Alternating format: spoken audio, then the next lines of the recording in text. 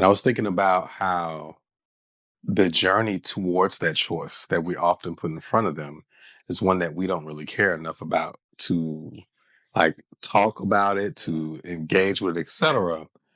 And I think that in part also makes us hate Sydney, right? Because we have experience with what Charlie is dealing with as Black folk. We don't have experience, or either because, like I was telling Liz earlier, knowing that we're all mixed ultimately, right? We just aren't to that level that Sydney's dealing with.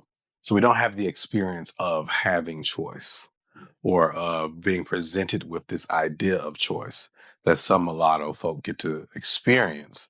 And so it's more palatable to go through the darkness with Charlie than to go through the whiteness with Sydney. Yeah. There's a larger, I think, concept at play in my mind. It's when we think of what Blackness is, we have these identifiers. And I've often struggled going, what's culture versus what is a stereotype? Like, what's the difference between the two? And there are so many times where I could say this is cultural that someone can also go, no, that's actually just you being stereotypical.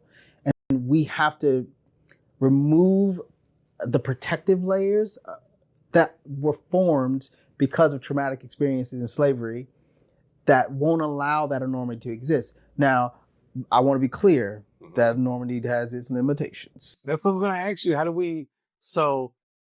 How do we know its natural limitations, right, that are naturally occurring? And how do we not fall victim to the prescribed or created limitations that are fashioned and given to us, if that makes sense? I don't need a line in the sand that denotes it for me, because that by definition removes my ability to feel it. Do you understand? It says, this is this, I'm telling you what this is, opposed to feel what this is and therefore know what this is. And I believe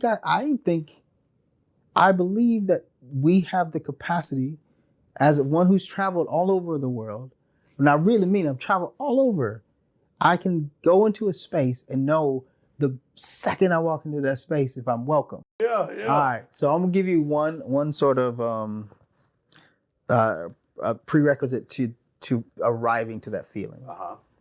If you take the equator on our planet, okay, and you go north, there's a certain point where everything is going to get really cold.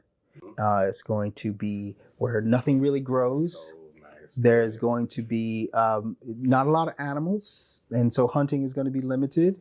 You're going to be spending a lot of time indoors, looking at shadows on the wall, trying to stay warm, and they will develop a scarcity mindset. And a scarcity mindset will translate into, I need to hoard everything. It'll translate into a brutality around just as a way of being. It will translate into, I am in confrontation at every moment because of the scarcity of everything around me. Now, I want you to go below the equator, okay?